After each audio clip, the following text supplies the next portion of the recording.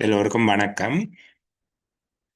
இலங்கை நிர்வாக சேவை மட்டுப்படுத்தப்பட்ட போட்டி பரீட்சை மற்றும் முகாமைத்துவ சேவை உத்தியோகத்தர் சேவையில் உள்ள அதிசிறப்பு தர பதவிகளுக்கு ஆட்சேர்ப்பு செய்வதற்கான வரையறுக்கப்பட்ட போட்டி பரீட்சை என்பவற்றுக்கு தோற்றுபவர்களை இலக்கு குழுக்களாக கொண்டு நடைபெறுகின்ற 2025 ஆகஸ்ட் மாத செயலமர்வு தொடரில் இன்று தாபன செயல் ஒழுங்குகள் மற்றும் நடைமுறை விதிகள் தொடர்பான 5வது செயலமர்வுகளை சந்திக்கிறோம். நாங்கள் குறைந்தபட்சம் ஒரு மாதத்தில் 20 செயலமர்வுகளை நடத்துவது என்று திட்டமிட்டிருந்தோம். இன்றைக்கு 22வது செயலமர்வு நடைபெற்றுக் கொண்டிருக்கிறது. தொடர்ந்தும் இன்னொரு 3 செயலமர்வுகளை நாங்கள் எதிர்பார்க்கலாம். இந்த மாதத்தில் 30ஆம் தேதியோடு இந்த மாதத்துக்கான செயலமர்வு நிறைவு பெறும். அதன் பின்னர் 2 நாட்கள் இடைவேளையின் பின்பாக செயலமர்வு ஆரம்பிக்கும். அது தொடர்பாக விவரங்கள் அந்தந்த குழுவிலையும் முகநூலையும் அறிவிக்கப்பட்டிருக்குது.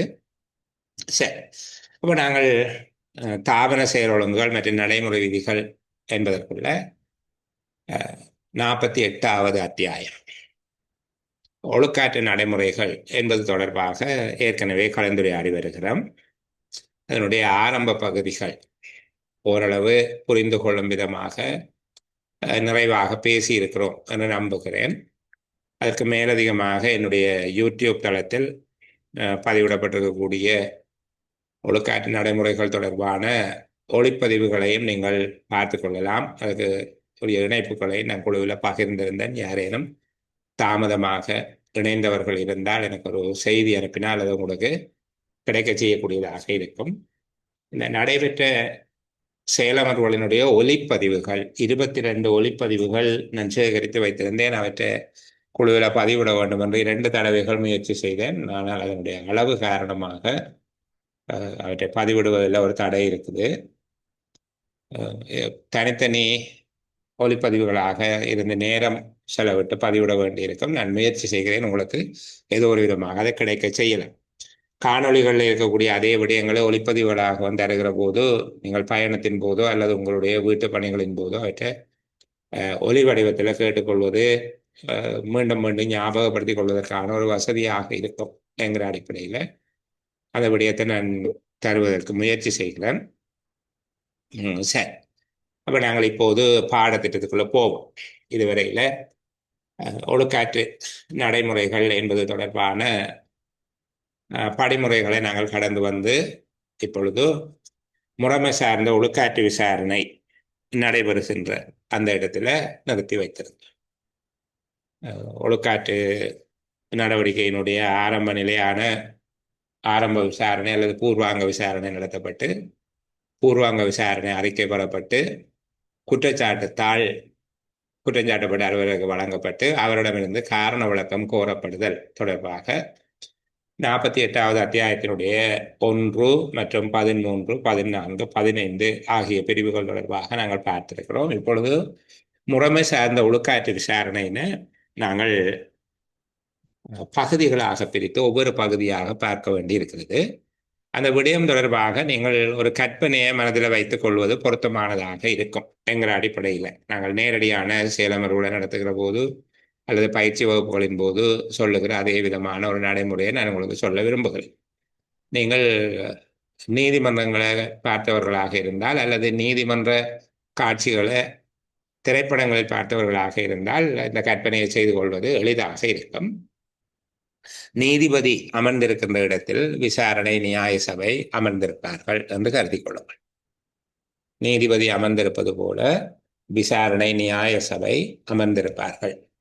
இந்த விசாரணை நியாய சபைக்கு இருக்கக்கூடிய வேறுபாடு என்னவென்றால் அவர்கள் விசாரணை நடத்தி அதற்குரிய அறிக்கையை ஒழுக்காற்று அதிகாரிக்கு வழங்குவார்களே தவிர வழங்க வேண்டிய தீர்ப்புகள் தொடர்பாக அவர்கள் பரிந்துரைகளை வழங்குவார்களே தவிர தீர்ப்புகளை வழங்குபவர்கள் அல்ல. அந்த ஒழுக்காற்று அதிகாரிகள் எவ்வாறு நியமிக்கப்படுகிறார்கள் விசாரணை அதிகாரிகள் எவ்வாறு நியமிக்கப்படுகிறார்கள் என்பது தொடர்பாக நாங்கள் 19வது பிரிவில் விளக்கமாக பார்க்க இருக்கிறோம். இருந்தாலும் அந்த படத்தை நீங்கள் புரிந்து கொள்ள வேண்டும் என்பதற்காக நான் முன்கூட்டியே சொல்லுகிறேன். இப்போ அந்த உயர்ந்த பீடத்தில் நீதிபதிகள் அமர்ந்திருக்கக்கூடிய அந்த பீடத்தில் விசாரணை அதிகாரிகள் அமர்ந்திருக்கிறார்கள் என்று கற்பனை செய்து கொள்ளுங்கள். அவர்களுக்கு முன்பாக ஒரு நீளமான மேசை வைக்கப்பட்டிருக்கிறது. அந்த மேசையில் ஒரு பொதி வைக்கப்பட்டிருக்கிறது. அந்த பொதியின் மீது ஒரு கடதாசி, ஒரு ஆவணம் ஒன்று வைத்து அதற்கு பாரம் ஒன்று வைத்திருக்கிறோம், பேப்பர் வெயிட் வச்சிருக்கிறோம் என்று நினைச்சு கொடுங்க. அது குற்றச்சாட்டு தாள். மற்றும் குற்றச்சாட்டு தாளில் உள்ள குற்றங்களை நிரூபிப்பதற்கு அரச தரப்பின் வழக்கு தொடுனர் பயன்படுத்த இருக்கிற எல்லா வகையான ஆயுதங்களும் அந்த பொதிக்குள்ளதான் இருக்குது. எல்லா வகையான ஆயுதங்களும் என்று சொல்லுவது அங்கே குறிக்கப்பட்டிருக்கக்கூடிய ஆவண சாட்சியங்கள் மற்றும் சாட்சியாளர்களுடைய பெயர் பட்டியல்கள். ஏற்கனவே சாட்சியாளர்கள் வழங்கிய வாக்குமூலங்கள் அங்கே இருப்பதனால அதையும் நாங்கள் ஆவண சாட்சியங்கள் என்றே கருதி கொள்ள முடியும். அப்ப அந்த பொதிக்குள்ள இருக்கிறது ஆவண சாட்சியங்கள். இங்கு குற்றம் சுமத்தப்பட்டவர் அல்லது குற்றம் சாட்டப்பட்டவர் மீதான குற்றங்களை நிரூபிப்பதற்கு அதுல இருக்கக்கூடிய ஆயுதங்களைத்தான் அவர் பயன்படுத்துவார். அந்த பொதியில இருக்கக்கூடிய ஆயுதங்களை அவர் பயன்படுத்துவார். அந்த பொதியும் அதற்கு மேல குற்றச்சாட்டுத்தாலும் இருக்கிறது என்று நினைத்துக் கொள்ளுங்கள். இதுல ஒரு புறமாக அந்த நீதிபதிக்கு ஒரு புறமாக இருக்கக்கூடிய பகுதியில அவருடைய வலதுகை பக்கத்துல என்று நினைங்க, அங்கு அரச தரப்பு வழக்கு தொடுனர் ஒருவர் இருப்பார். இவர்தான் வழக்கு தொடுக்கின்ற ஒழுக்காற்று அதிகாரியின் சார்பில் இந்த வழக்கை முன்கொண்டு செல்பவர். இவருக்கு இருக்கக்கூடிய முக்கியமான பணி இங்கே இருக்கக்கூடிய இந்த ஆயுதங்களை பயன்படுத்தி, இந்த பொதியில இருக்கக்கூடிய ஆவண சாட்சியங்கள், சாட்சியாளர்கள், இதை விட வேறு அங்க இருக்கக்கூடிய சான்றுகள், தடயப் பொருட்கள், நிபுணத்துவ அறிக்கைகள், இவற்றை எல்லாத்தையும் பயன்படுத்தி குற்றஞ்சாட்டப்பட்டவர் மீது குற்றச்சாட்டு தாளில் குறிக்கப்பட்டிருக்கக்கூடிய குற்றங்களை நிரூபிப்பது அவருடைய பொறுப்பாக இருக்கும். இது அரசு தரப்பு வழக்கு தொடுனர். நீங்கள் படங்கள்ல பார்த்திருப்பீங்க, ப்ரொசிக்யூஷன் என்றெல்லாம் சொல்லுவார்கள். அதுபோல எதிர்பக்கத்துல குற்றஞ்சாட்டப்பட்டவர் அங்க கூட்டுக்குள்ள எல்லாம் வச்சிருக்கிறதுல நீங்கள் கற்பனையாக நினைச்சு கொடுங்க, அவர் கூட்டில நிற்பார். குற்றஞ்சாட்டப்பட்ட நபர் கூட்டிலே நிற்பார். அவருக்கு அருகில ஒரு கருப்பு சட்டை போட்ட ஒரு மேடமோ ஒரு சேரோ ஒரு ஆள் இருப்பார்கள். அவரே எதிர்காப்பு அலுவலர் என்று சொல்லும். அப்ப எதிர்காப்பு அலுவலர் அவருடைய பணி என்ன என்றால், இந்த குற்றஞ்சாட்டப்பட்ட நபர் தரப்பிலான நியாயங்களை முறைப்படியாக எடுத்து ஓதுகிறார். குற்றஞ்சாட்டப்பட்ட நபருக்கு இந்த விதிகள், ஒழுங்கு விதிகள், நடைமுறைகள் தெரியாமல் இருக்கலாம். அப்ப அவர் தன்னுடைய தரப்பு நியாயங்களை முறைப்படியாக எடுத்து ஓதுவதற்கும், எதிர்த்தரப்புல கூறப்படுகிற முறையற்ற விடயங்களை இந்த விசாரணை சபைக்கு கோடிட்டு காட்டுவது. அரசு தரப்பு சாட்சிகளில கூறப்படுகிற பொருத்தமற்ற விடயங்கள் அல்லது இந்த குற்றத்தை நிரூபிப்பதற்கு ஆதாரமாக கொள்ளக்கூடாத விடயங்கள் இருந்தால் அந்த விடயங்களை அடையாளப்படுத்தி காட்டுவது. இது எதிர்காப்பு அலுவலர் என்று நாங்கள் அவரை சொல்லுவோம். எதிர்காப்பு அலுவலருடைய பணியாக இருக்கும். இதற்கு மேல இந்த நீதிமன்றத்துக்கு வெளியில சாட்சியாளர்கள் வரிசையாக இருக்கணும் நீங்க கற்பனையாக நினைச்சு கொள்ளுங்க. சரிதானே? அங்க அவர்களுக்கு ஆசனங்கள் ஒதுக்கப்பட்டவர்கள் வெளியில இருக்கிறார்கள். ஒவ்வொரு சாட்சியாளர்களாக அழைக்கப்படுவார்கள். ஒருவர் சாட்சி அளிக்கும் போது ஏனையவர்கள் அங்கே இருக்க மாட்டார்கள். ஒவ்வொருவராக சாட்சியாளர்கள் உள்ளே அழைக்கப்பட்டு விசாரிக்கப்படுவார்கள் என்று நீங்கள் கற்பனையாக இதை நினைத்துக் கொள்ளுங்கள். இப்போ நாங்கள் இங்க இப்போ இதனுடைய எலிமெண்ட்ஸ், முறைமை சார்ந்த ஒழுக்காற்று விசாரணையினுடைய முக்கியமான கூறுகள் என்பதை மனதில் புரிந்து வைத்திருக்கிறோம். ஒன்று விசாரணை அலுவலர்கள் அல்லது விசாரணை நியாய சபை. இரண்டாவது அரச தரப்பு வழக்கு தொடுனர். மூன்றாவது குற்றஞ்சாட்டப்பட்டவரும் அவர் சார்பான எதிர்காப்பு அலுவலரும். நான்காவது சாட்சியாளர்கள். அது அரசு தரப்பு சாட்சியாளர்களாகவும் இருக்கலாம், குற்றஞ்சாட்டப்பட்ட தரப்புக்கு சாட்சியாளர்களும் இருக்கலாம். சாட்சியாளர்கள். ஐந்தாவது ஆவண சாட்சியங்கள். இவ்வளவுதான் இந்த அரங்கத்துல, இந்த காட்சிக்குள்ள, இந்த சீன்ல வரக்கூடியவர்கள். இதற்கு புறம்பாக தொலைவில் ஒழுக்காற்று அதிகாரி இருப்பார். ஒழுக்காற்று அதிகாரி இதற்குரிய ஏற்பாடுகளை செய்து கொடுப்பார். அறிக்கையை பெற்றார், அவர் செயற்படுவார். நாங்கள் இதுல ஆவண சாட்சியம் என்பதிலிருந்து எங்களுடைய கலந்துரையாடலை இன்றைக்கு ஆரம்பிக்கிறோம். இதுல இருக்கக்கூடிய ஆவண சாட்சியங்கள் என்பதை பற்றி நாங்கள் பேசுவோம். சரிதான். ஆவண சாட்சியங்கள் என்பது தொடர்பாக இது ஒரு சிறிய பகுதி என்று நாங்கள் யோசிக்கலாம். என்னுடைய ஞாபகம் சரியாக இருந்தால் 2020ஆம் ஆண்டு 2017ஆம் ஆண்டு இலங்கை நிர்வாக சேவை பரீட்சையில் இந்த பகுதி முழுமையாக 8 புள்ளிகளுக்குரிய ஒரு வினாவாக வந்திருந்தது. நேரடியாகவே கேட்டிருந்தார். முறைமைசார் ஒழுக்காற்று விசாரணை ஒன்றின் போது சாட்சியங்களாக உபயோகிக்கப்படும் ஆவண சான்றுகள் என்பதாக கேட்டிருந்தார். சரியா? இப்போ நாங்கள் ஏற்கனவே நாங்கள் சொன்னது போல இந்த விடயங்களை பெரிதாக புரிந்து கொள்ள வேண்டும், பெரிதாக புரிந்து கொள்ள வேணும். ஆனால் சிறிதாக ஞாபகத்தில் வைத்துக் கொள்ள வேண்டும். பெரிதாக புரிந்து கொள்வதோடு சிறிதாக அதை ஞாபகத்தில் வைத்துக் கொள்ளக்கூடியதாக இருக்கும். அப்போ முதலாவது விடயமாக சொல்லப்பட்டிருக்க பாருங்க, குற்றஞ்சாட்டப்பட்டுள்ள அலுவலருக்கு எதிராக சமர்ப்பிக்கப்பட்டுள்ள குற்றச்சாட்டுகளை நிரூபிப்பதற்காக ஒழுக்காற்று விசாரணையின் போது சமர்ப்பிக்கப்படும் ஆவணங்கள் அனைத்தும் சம்பந்தப்பட்ட குற்றப்பத்திரத்தில் ஆவண சான்றுகளாக குறிப்பிடப்பட்டுள்ள ஆவணங்களாக மட்டுமே இருத்தல் வேண்டும். குற்றப்பத்திரம் ஒன்றை முறைப்படி திருத்தும் சந்தர்ப்பத்தில் ஆவண சான்றுகளாக புதிய ஆவணங்களை உள்ளடக்க முடியும். அப்போ எளிமையாக இது எப்படி ஞாபகம் வச்சிருக்கிறது?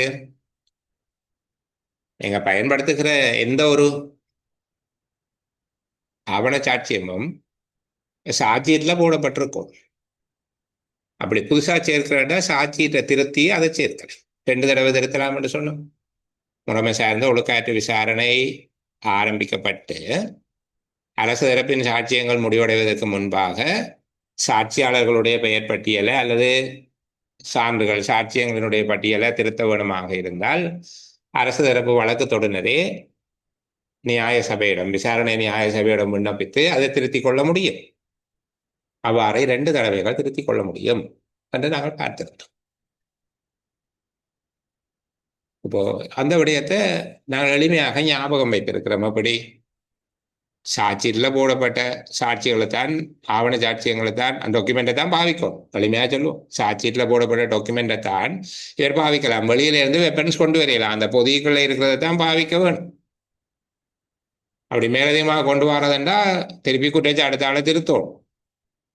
குற்றப்பத்திரத்தை திருத்த வேணும். திருத்தினால் பிறகு அவருக்கு காரண விளக்கம் அளிக்க சந்தர்ப்பம் கொடுத்து அது எல்லாம் நடந்து முடிஞ்சிருக்கும். ஆகவே அதுவும் திரும்ப குற்றப்பத்திரத்தில் காட்டப்பட்டதாகத்தான் இருக்கும். குற்றப்பத்திரத்தில் காட்டப்பட்ட ஆவண சார்ந்த தவிர வேறு சார்ந்த பயன்படுத்திடா. புதுசாக சேர்க்கிறா குற்றப்பத்திரத்தை திருத்தி குற்றப்பத்திரத்தில் உள்ளடக்கிட்டு திரும்ப அது எப்படி ஆகிடும்? குற்றப்பத்திரத்தில் உள்ளடக்கப்பட்ட ஆவண சான்று என்பதாக மாறிவிடும். சரி, அப்போ முதலாவது விடயத்தை நாங்கள் சொல்லுகிறோம். குற்றத்தை நிரூபிப்பதற்கு பயன்படுத்தப்படுகிற ஆவண சாட்சியங்கள் குற்றப்பத்திரத்தில் குறிப்பிடப்பட்டவையாக இருத்தல் வேண்டும். இது சுருக்கம். ஆனா இதுல பாருங்க, குற்றஞ்சாட்டப்பட்ட அலுவலர் ஒருவருக்கு எதிராக சமர்ப்பிக்கப்பட்டுள்ள குற்றச்சாட்டுக்களை நிரூபிப்பதற்காக ஒழுக்காற்று விசாரணையின் போது சமர்ப்பிக்கப்படும் ஆவணங்கள் அனைத்தும் சம்பந்தப்பட்ட குற்றப்பத்திரத்தில் ஆவண சான்றுகளாக குறிப்பிடப்பட்ட ஆவணங்களாக மட்டுமே இருத்தல் வேண்டும். குற்றப்பத்திரம் ஒன்றை முறைப்படி திருத்தும் சந்தர்ப்பத்தில் ஆவண சான்றுகளாக புதிய ஆவணங்களை உள்ளடக்க முடியும். இந்த விடயத்தை ஞாபகம் வச்சுக்கொள்ளும். சரிதான்? இது எளிமையாக நாங்கள் ஞாபகம் வச்சுக் கொள்ளணும். இதுல இருக்கிற மாதிரி எழுதுறதுக்கு முயற்சி செய்ய வேணும். பல பேர் அடிக்கடி கேட்கிற கேள்வி, இப்படி எழுத வேணுமா? இயலமானவரை இதுல புரிந்து கொண்டார். ஒன்று, எதற்காக குற்றஞ்சாட்டப்பட்ட அலுவலருக்கு எதிராக சமர்ப்பிக்கப்பட்டுள்ள குற்றச்சாட்டுகளை நிரூபிப்பதற்காக. சரிதானே? பாருங்க, எப்போது? ஒழுக்காற்று விசாரணையின் போது.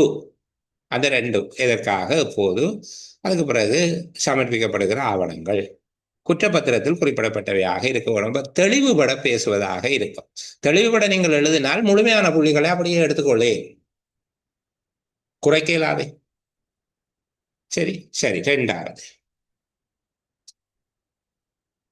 இங்கே அரசு தரப்பு வழக்கு தொடுனர் ஆவணங்களை தானாகவோ அல்லது அரசு தரப்பு சாட்சியாளர்களூடாகவோ சம்பந்தப்பட்ட சாட்சியாளர்கள் ஊடாகவோ நியாய சபையிடம் முன்னளிக்க முடியும். அவர்தான் இந்த ஆவண சாட்சியங்கள் எல்லாவற்றையும் வைத்திருப்பார். இந்த விசாரணை நடவடிக்கையில் குற்றத்தை நிரூபிப்பதற்காக ஏற்கனவே பட்டியலிடப்பட்டிருக்கக்கூடிய எல்லா விதமான ஆவணங்கள், பதிவேடுகள், தடயங்கள், சான்றுகள் என்று எல்லாவற்றையும் இவர்தான் தன்னுடைய பொறுப்பில் வைத்திருந்து ஒவ்வொரு சாட்சியாளராக வரும்போது அந்த சாட்சியாளரோடு தொடர்புடைய ஆவணங்களை தானே விசாரணை நியாய சபையிடம் கொடுப்பார், அல்லது அந்த சாட்சியாளரிடம் கொடுத்து அவர் மூலமாக விசாரணை நியாய சபையிடம் கையளிப்பார். விசாரணை நியாய சபை அதனை குறித்து கொண்டு அதற்கு ஒரு பற்றிச்சீட்டை கொடுக்கும், ஒப்புக்கோடு. சிறிதானதை பெற்றுக்கொண்டதற்கான அக்னாலஜ்மெண்ட் ஒன்றை கொடுக்கும். அப்போ இரண்டாவது மேலே சொல்லப்பட்ட எழுத்து ஆவணங்களை முறைமை சார்ந்த விசாரணையின் போது தானாக அல்லது சாட்சியாளர்கள் ஊடாக நியாய சபையிடம் முன்னளிப்பதற்கு அரசு தரப்பு வழக்கு தொகுதிகளுக்கு அதிகாரம் இருக்கிறது. மூன்றாவது, அரசாங்க நிறுவனம் ஒன்றின் ஆவணமாக இருந்தால், அரசாங்க நிறுவனம் ஒன்றினுடைய ஆவணமாக இருந்தால் ஒழுக்காற்று விசாரணையின் போது அதன் மூல பிரதியை நியாய சபையிடம் கொடுக்க வேண்டியதில்லை. அதன் உறுதிப்படுத்தப்பட்ட அல்லது உண்மை பிரதியை கொடுப்பது போதுமானது. நியாய சபை அதன் மூல பிரதியை வாசித்து பார்க்க வேண்டும் என்று கருதினால் அதை அவர்களுக்கு காண்பிக்க வேண்டும். நியாய சபை அதன் மூல பிரதியை தான் வாசித்து பார்க்க வேண்டும் என்று கருதுமாக இருந்தால் அதற்கு சந்தர்ப்பம் அளிக்க வேண்டும். சாதாரணமாக மூல பிரதியை கொடுக்க வேண்டியதில்லை. உறுதிப்படுத்தப்பட்ட அல்லது உண்மை பிரதி ஒன்றை சமர்ப்பிப்பது போதுமானதாகும். இது அரசாங்க நிறுவனம் அல்லது அரசாங்கத்திற்கு பகுதியளவில் உரிமையான நிறுவனமாக இருந்தால், பகுதியளவில் அரசாங்கம் செமி கவர்மெண்ட் என்று சொல்லுவோம், அப்படியாக இருந்தால். நான்காவது விடயம், இது ஒரு தனியார் நிறுவனம் சார்ந்த ஆவணமாக இருந்தால் அல்லது அரசு அல்லது பகுதியளவில் அரசு சாராத நிறுவனம் அல்லாத நிறுவனங்களினுடைய ஒரு ஆவணமாக இருந்தால் விசாரணையின் போது மூல பிரதி சமர்ப்பிக்கப்பட வேண்டும். விசாரணையில் மூல பிரதியை சமர்ப்பிக்க வேண்டும். அவ்வாறு சமர்ப்பிக்க இயலாத சந்தர்ப்பங்களில் நியாய சபை ஒரு தீர்மானத்தை வருவதற்கு முன்பாக மூல பிரதியோடு ஒப்பிட்டு பார்த்து உறுதிப்படுத்திய பிரதியை தான் திருப்தி அடைந்தால் ஏற்றுக்கொள்ள முடியும். சில வேளைகளில் அரசு அல்லாத நிறுவனமாக இருந்தாலும் மூல பிரதி ஒன்றை விசாரணை நியாய சபையிடம் சமர்ப்பிப்பது சில காரணங்களுக்காக இயலாமல் இருக்கலாம். அப்போது அவர்கள் மூல பிரதியை காண்பித்து அதன் உறுதிப்படுத்திய அல்லது உண்மை பிரதியை நியாய சபையிடம் கையளிக்கலாம். நியாய சபையை திருப்தி அடைந்தால் அதனை ஏற்றுக்கொள்ளலாம். மூல பிரதியோடு ஒப்பிட்டு பார்த்து திருப்தி அடைந்த பின் உறுதிப்படுத்திய பிரதியை ஏற்றுக்கொள்ள முடியும்.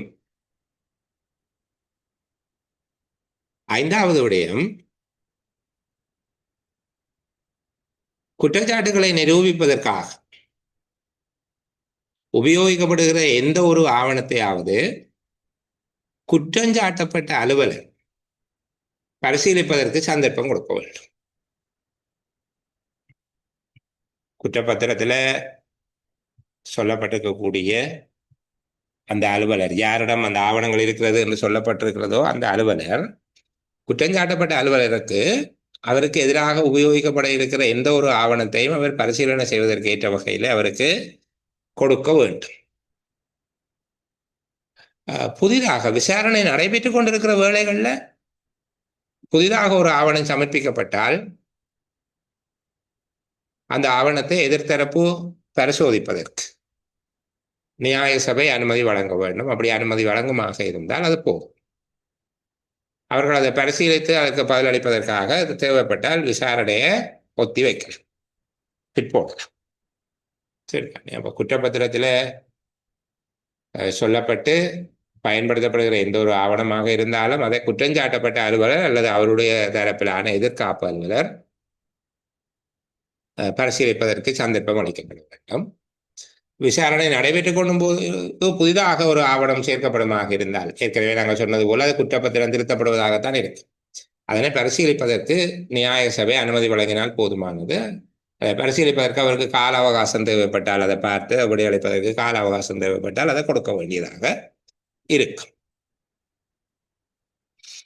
இங்கு 21 25வது பிரிவில் குறிப்பிடப்பட்டுள்ள ஆவணம் இந்த 16(5) தொடர்புடையது அல்ல என்று சொல்லியிருக்கு. அதாவது எதையுமே அவர் பார்க்கறதுக்கு கொடுக்க வேணும் என்று சொல்லி இருக்கிற விடயம் இந்த 21 25 பிரிவில் சொல்லப்பட்டிருக்கிறதோட பொருந்தாது என்று சொல்லப்பட்டிருக்கு. அது என்னென்றால் சில வேளையில மிக முக்கியமான ஒரு ஆவணமாக அது இருக்கும்.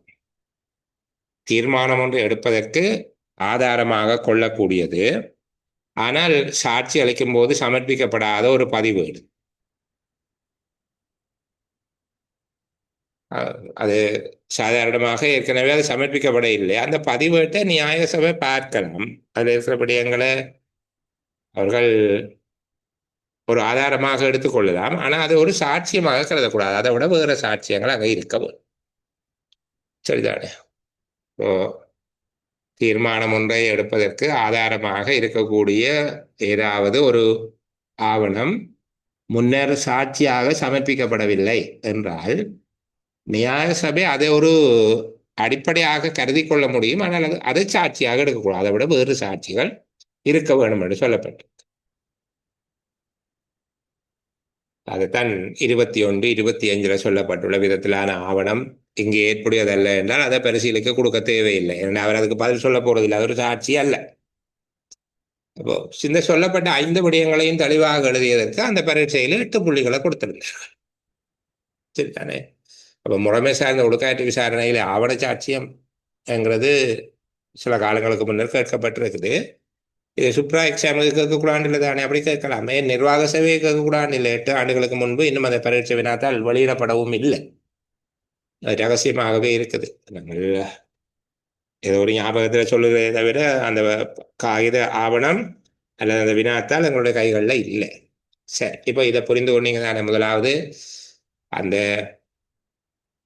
குற்றச்சாட்டு தாளில் குறிப்பிடப்பட்ட ஆவணங்களாக இருக்க வேண்டும். இரண்டாவது அரசு தரப்பு வழக்கு தொடுனர் விசாரணையின் போது தானாக அல்லது சாட்சியங்கள் மூலமாக இதனை கையளிக்கலாம். மூன்றாவது அரசு தரப்பு ஆவணம் ஒன்றாக இருந்தால் மூலப்பிரதி ஒன்றை சமர்ப்பிப்பது கட்டாயமானது அல்ல. நான்காவது அரசு அல்லாத நிறுவனத்தை சேர்ந்ததாக இருந்தால் மூலப்பிரதியை சமர்ப்பிப்பது கட்டாயமானது. ஐந்தாவது உபயோகிக்கப்படுகின்ற குற்றத்தை நிரூபிப்பதற்கு உபயோகிக்கப்படுகிற எந்த ஒரு ஆவணத்தையும் குற்றஞ்சாட்டப்பட்ட தரப்பு பரிசீலிப்பதற்கு சந்தர்ப்பம் அளிக்கப்பட வேண்டும் என்கிற 5 சுருக்கமான நினைவுகளோடு நாங்கள் அதை நிறைவு செய்கிறோம். ஆனால் விரிவாக எழுதக்கூடியதாக நான் திரும்ப திரும்ப சொல்லுகிறது. நீங்கள் பல தடவைகள் இதை படிக்க வேண்டும். சொல்லுகிற போது எல்லாம் தெளிவாக தெரிஞ்சது போல இருக்கும். சரிதானே? ஆனால் பல சந்தர்ப்பங்களில் அது மறந்து போயிடும். அதுக்கேற்றபடி பார்த்துக்கொள்ளுங்க. சரி, அடுத்தது அரசு தரப்பு வழக்கு தொடுனர். முறைமை சார்ந்த ஒழுக்காற்று விசாரணை ஒன்றின் போது அரசு தரப்பில் வழக்கை தொடுத்த அரசு தரப்பு என்று சொல்ல தேவையில்லை. வழக்கு தொடுக்கிறது என்றாலே அது அரசு தரப்பு தான். சரிதானே? குற்றஞ்சாட்டப்பட்டவர் வழக்கு தொடுக்க மாட்டார். நிறுவனம் அல்லது அரசு தரப்பு தான் வழக்கு தொடுக்கும். அரசு தரப்பு வழக்கு தொடுத்தல் தொடர்பான முக்கியமான கூறுகள், அதனுடைய முக்கியமான அம்சங்கள் என்ன என்பதை பற்றிய ஒரு தெளிவும் எங்கள்கிட்ட இருக்கிறது. நல்லது. இதே போலேயே இந்த விடயங்களை எதிர்காப்பு அலுவலர், ஆவண சாட்சியங்கள், அரசு தரப்பு வழக்கு தொடுனர், சாட்சியாளர்கள் என்பது தொடர்பாக அங்கே இருக்கக்கூடிய நான் சொன்ன 5 கூறுகள் தொடர்பிலையும் எங்கள்கிட்ட ஒரு தெளிவான புரிதல் கொண்டு இருப்பது சிறந்தது. இதை உங்களை கேட்டால் ஒரு சிறிய பிரசங்கம் ஒன்று செய்யக்கூடிய மாதிரி கையில் எந்த கடதாசியும் இல்லாமல் இந்த 5 விடயங்கள் தொடர்பாகவும் தனித்தனியாக உங்களால் ஒரு சிறிய உரை நிகழ்த்த முடியுமா என்கிற அளவுக்கு நீங்கள் இதை தயார் செய்து கொள்ள வேண்டும். சரிதானே? ஏற்கனவே பார்த்த பகுதிகளையும் அப்படித்தான் 13, 14, 15, 16 என்கிற 4 பகுதிகள் பார்த்திருக்கிறோம். அதற்குள்ளே எல்லாம் பல்வேறு வினாக்களை நான் சொல்லி கொண்டு வருகிறேன். உங்களுக்கு இந்த செயலமர்வு நிறைவு பெற்ற பிறகு இன்றைக்கு இரவு அல்லது நாளைக்கு காலையில் குறிப்பிட்ட எண்ணிக்கையான கடந்த கால வினாத்தாள்கள் இந்த குழுவில் பதிவிட்டு விடுகிறேன். ஒரே அடியாக அது உங்களுக்கு ஒரு சுமையை தருவதாக இருக்குமோ என்று இருந்தாலும் படிக்கிறவர்களுக்கு அது ஒரு பெறுமதியாக இருக்கும். சிறு குழந்தைகளில் தானே தாளாட்டுறதுக்கு நீங்கள் எல்லாம் பெரியாக்கள், பெரிய பரீட்சைக்கு படிக்கிறவர்கள் இப்போ கொஞ்சம் பெருசாக கஷ்டப்பட வேணும். சரிதா? சரி, அப்போ ஆர்வமுடையவர்கள் அதை பயன்படுத்தி கொள்ள முடியும். நான் ஏற்கனவே சில விடயங்களை போடுகிற போது அப்படித்தான் போடுறது. ஆர்வமுடையவர்கள் பயன்படுத்தி கொள்ளுங்க என்றால் அதனுடைய மறுதலை ஒன்று இருக்குது. அதுக்கு நான் விளக்கம் சொல்ல இல்லை. அப்போ இந்த பகுதியில் உங்களுக்கு இன்னொரு விடயம் ஒன்று, இதில் ஒழுக்காற்று நடவடிக்கை தொடர்பாக அந்த வினாத்தாளில் இருக்கிற எல்லா வகையான வினாக்களையும் நீங்கள் தேடி பார்க்கலாம். ஆக குறைந்தது நான் ஒரு 20 வினாத்தாள் பதிவிட்டு விடுவேன். முக்கியமாக உங்களுடைய பரீட்சையோடு தொடர்புடையதாக இருக்கும். அபிவிருத்தி உத்தியோகத்தர்களுடைய வினைத்திறமை நடைபெற்ற முகாமைத்துவ உத்தியோகத்தர்களுடைய தரம் 3 தரம் 2 இபி எக்ஸாம் பேப்பர்ஸ் எல்லாம் போட மாட்டேன். அதெல்லாம் சின்ன பேப்பர், கொஞ்சம் கடினமான, ஓரளவுக்கு நிறைவேற்று தர பதவிகளுக்கு நடைபெற்ற பரீட்சைகளுக்கான வினாத்தாள். அந்த வினாத்தாள்களை பதிவிட்டால் நீங்கள் படிப்பிக்க பகுதி, உதாரணத்துக்கு 18 19 இந்த மாதிரியாக ஏற்கனவே நாங்கள் கதைத்த அத்தியாயங்கள் தொடர்பாக இருக்கக்கூடிய வினாக்களை உங்களால் விடியளிக்க முடியுதா என்று பார்க்க வேணும். அப்போதான் நாங்கள் சரியா படிக்கிறோமா, என்ன வளவாளர் தனக்கு தெரிஞ்சதை சொல்லிட்டு போகிறார் அல்லது எங்களுக்கு வேண்டியதை சொல்லி தருகிறாரா என்கிற தொடர்பான ஒரு தீர்மானத்துக்கு வேற இயலும். அதற்காக பார்த்துக்கொள்ளுங்க. சரி, இது ஒரு இடைவேளைக்காக அந்த ஒரு விஷயத்துல இருந்து மைண்ட் அடுத்ததுக்கு போகிற போது ஒரு சின்ன மறதி வாரது நல்லது. ஞாபகம் இல்லாமல் போனால் நல்லது. பின்னர் ஞாபகப்படுத்தி கொள்ளலாம். இப்போ அரசு தரப்பு வழக்கு தொடங்குறதுக்குள்ள போகிறோம். இதுக்குள்ள சின்ன சின்ன கேள்வி எல்லாம் இருக்குது, நீங்க பார்த்துக்கொள்ள வேண்டும். அரச தரப்பு வழக்கு தொடுநரை நியமிப்பவர் யார்? அரச தரப்பு வழக்கு தொடுனர் யார் நியமிப்பார்? குற்றஞ்சாட்டப்பட்ட அலுவலர் குற்றத்தை புரியும் போது எந்த நிறுவனத்தில் சேவையாற்றி கொண்டிருந்தாரோ அந்த நிறுவனத்தின் தலைவர், அது எந்த அமைச்சு அல்லது திணைக்களம் அல்லது நிறுவனம் என்று சொல்லப்படுகிறது, நாங்கள் இலகுவாக புரிந்து கொள்ளுகிற விதமாக சொல்லுகிறேன். குற்றம் நிகழ்ந்த போது குற்றஞ்சாட்டப்பட்ட அலுவலர் எந்த நிறுவனத்தில் பணியாற்றி கொண்டிருந்தாரோ அந்த நிறுவனத்தின் தலைவர் தான் ஒழுக்காற்று விசாரணையின் போது அரச வழக்கு தொடுநரை நியமிக்க வேண்டும். இதனுடைய அர்த்தம் அந்த நிறுவனத்தில் இருந்துதான் நியமிக்க வேண்டும் என்பது இல்லை. அதை நியமிப்பது அவர் தான். சரிதானே?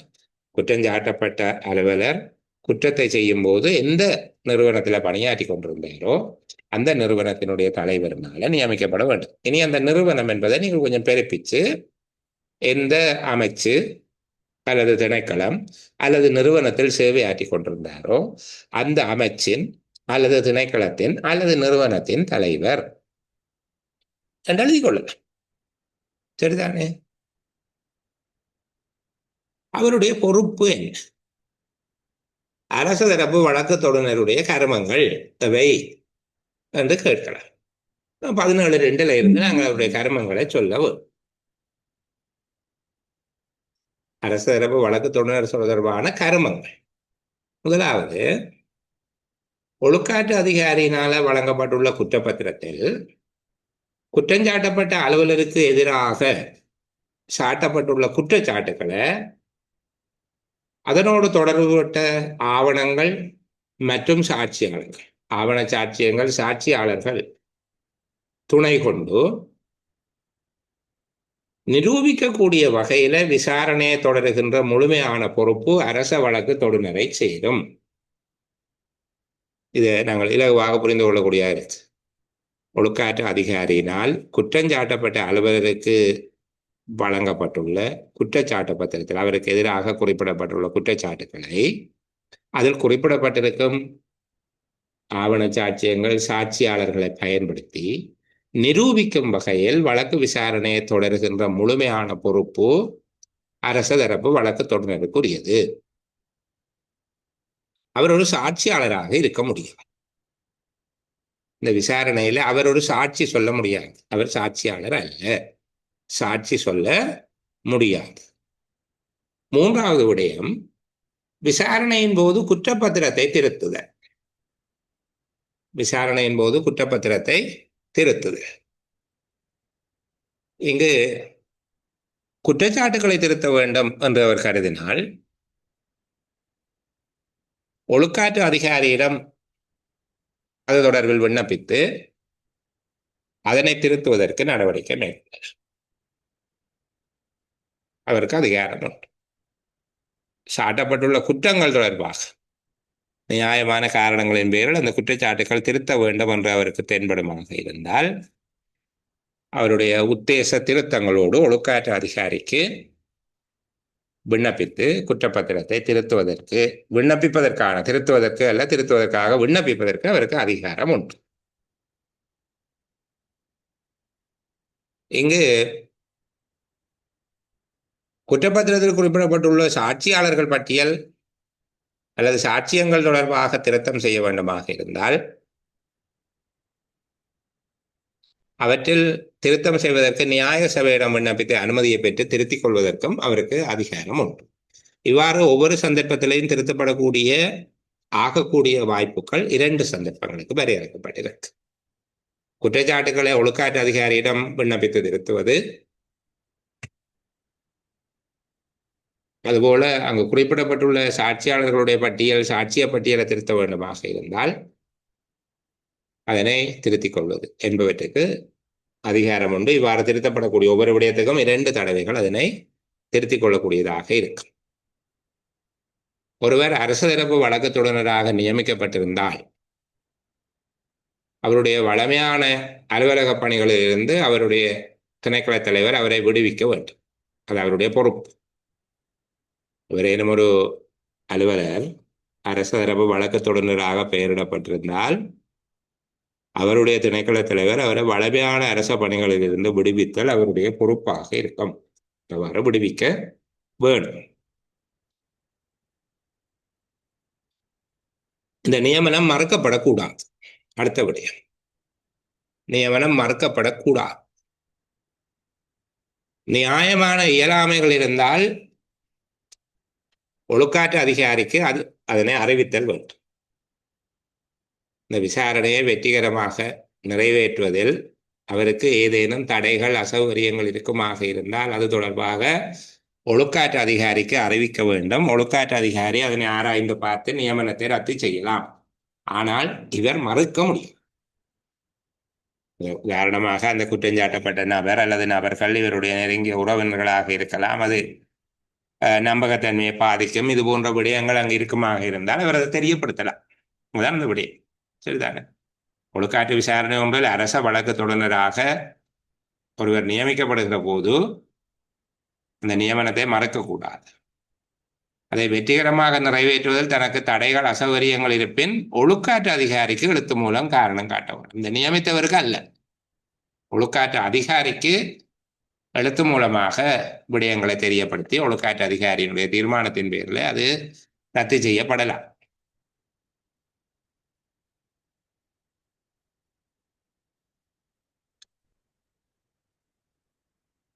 நியாயமான காரணங்கள் இல்லாமல் அந்த நியமனத்தை ஏற்றுக்கொள்ள மறுப்பது அவர் மீது ஒழுக்காற்று நடவடிக்கை எடுக்கக்கூடிய தவறொன்றாக இருக்கும்.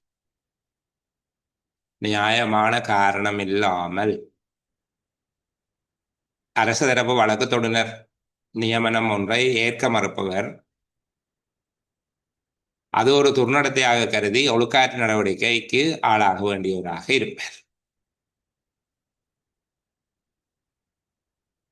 முறைமை சார்ந்த ஒழுக்காற்று விசாரணையில் இவ்வாறு நியமிக்கப்படுபவர், அரச வழக்கு தொடராக நியமிக்கப்படுபவர், அதனோடு தொடர்புடைய தரப்பினருக்கு, கட்சிக்காரர்களுக்கு, நாங்கள் ஏற்கனவே 5 தரப்பினரை அடையாளப்படுத்தி இருக்கிறோம், சம்பந்தப்பட்ட கட்சிக்காரர்களுக்கு அசௌகரியங்கள் ஏற்படாத வகையில் விசாரணையை சுமூகமாக எடுத்து செல்லக்கூடிய வகையில் ஒத்துழைப்பை வழங்க வேண்டும்.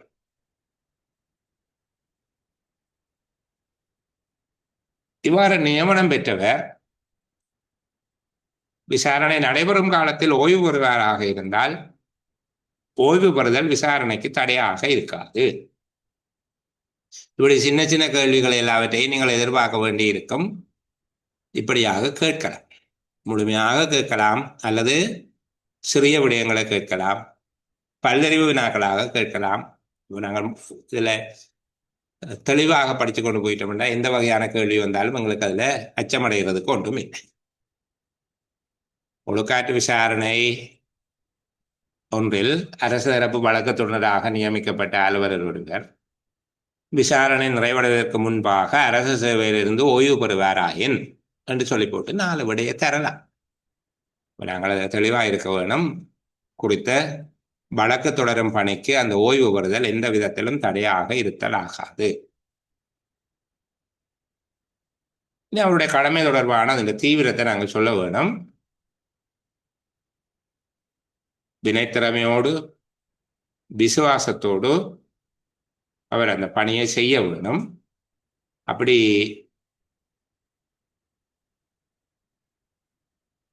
செய்கின்ற விடயத்தை அவருக்கு விலகக்கூடிய அல்லது அதிலிருந்து அவர் விடுபடக்கூடிய சந்தர்ப்பம், அரச தரப்பு வழக்கு தொடராக நியமிக்கப்பட்ட ஒருவர் அந்த பணியிலிருந்து விடுவிக்கப்படக்கூடிய அல்லது அவருடைய பணியை வேறொருவரிடம் ஒப்படைக்கக்கூடிய காரணங்களவை தனியாக அது கேட்கப்படும். அரச தரப்பு வழக்கு தொடராக அவருக்கு வழங்கப்பட்ட பணியை வினைத்திறமையோடும் விசுவாசத்தோடும் நிறைவேற்ற தவறியமை, அவர் வகிக்கும் பதவியில் பதவி நீக்கம் செய்யப்பட்டமை அல்லது பணித்தடை செய்யப்பட்டமை, பாரிய அளவில்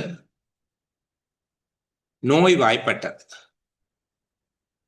கடுமையான நோய் அல்லது முறைப்பாட்டு தரப்பை அதாவது வழக்கு தொடுக்கும் தரப்பை வழிநடத்த தகுந்த வகையில உடல் உள நிலைமை இல்லாமல் போகிறது, உடல் உள ரீதியாக அவர் பாதிக்கப்படுது அல்லது செத்து போட்டார், மரணித்து விட்டார் ஆகிய காரணங்களின் பேரில் மட்டுமே அந்த பணியை மற்றொரு அலுவலருக்கு ஒப்படைக்க முடியும். சாதாரணமாக இந்த பணியை இன்னொருவருக்கு ஒப்படைக்க முடியாது என்பதுதான் இதனுடைய அர்த்தம். அரச தரப்பு வழக்கு தொண்டராக நியமிக்கப்பட்ட ஒருவர் தன்னுடைய பணியை இன்னொருவருக்கு கையளிக்கத்தக்க சூழ்நிலைகள், ஒன்று அப்பணிகளை வினைத்திறமையோடும் விசுவாசத்தோடும் நிறைவேற்ற தவறியமை,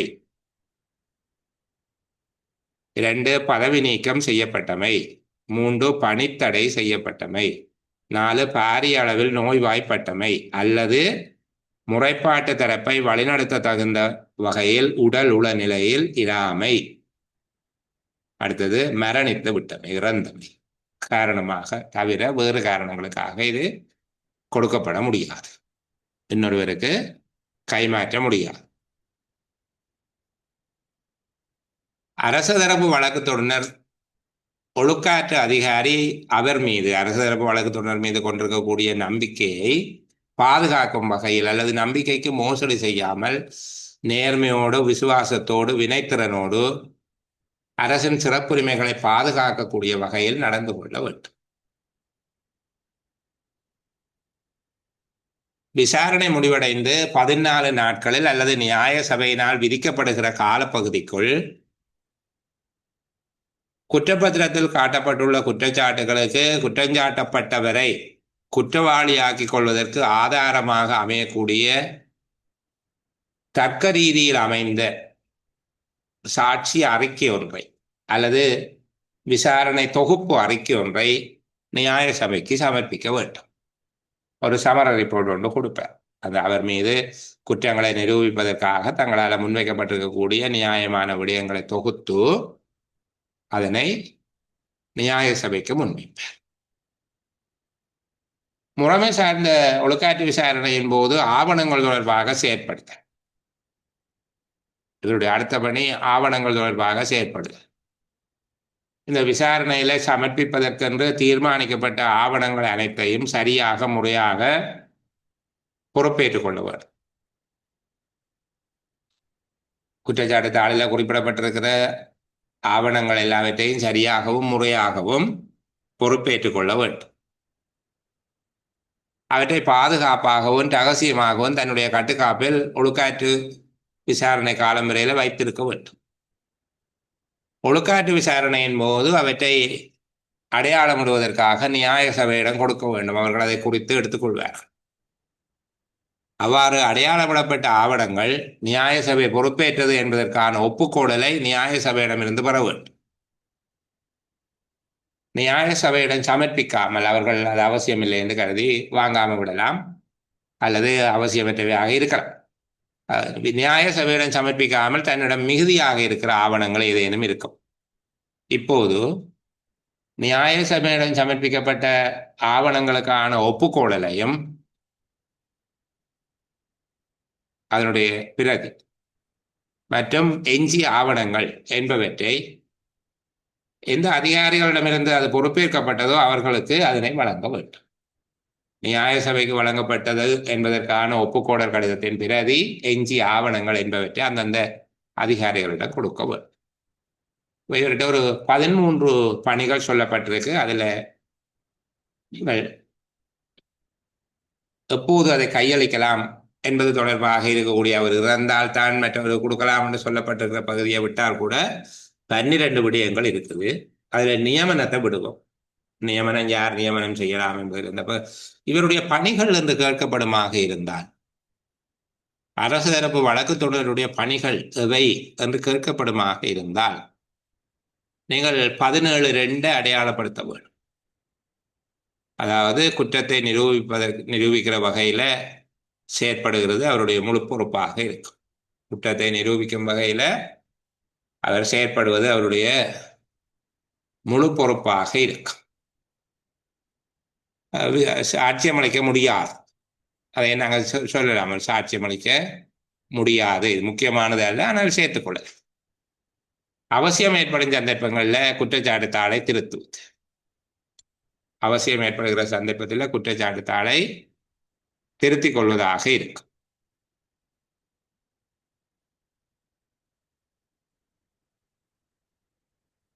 நியமனத்தை மறுக்கக்கூடாது, தடைகள் இருந்தால் அதை தெரியப்படுத்தும். நியமனத்தை மறுக்கக்கூடாது, தடைகள் இருந்தால் அதனை தெரியப்படுத்திக் கொள்ள முடியும். 4 விடயங்கள். அது துர்நடத்தையாக கருதி ஒழுக்காற்று நடவடிக்கை எடுக்கப்படும் என்பது அவருடைய பணியில தானே. இப்ப நாங்கள் அதை சொல்ல தேவை. அசௌகரியங்கள் ஏற்படாதபடி, அந்த தரப்பினருக்கு அசௌகரியங்கள் ஏற்படாத வகையில அவர் நடந்து கொள்ள வேண்டும். ஓய்வு பெறுவது விசாரணையை பாதிக்காது என்பது தரப்பட்டிருக்கக்கூடிய ஒரு நெறிமுறை. அது அவருடைய கர்மத்துக்குள்ள வராது. பாருங்க, அப்ப நாங்கள் இதை பார்த்துக்கொண்டு வரையங்க 17.2, 17.3, 17.4, 17.6, 17.8.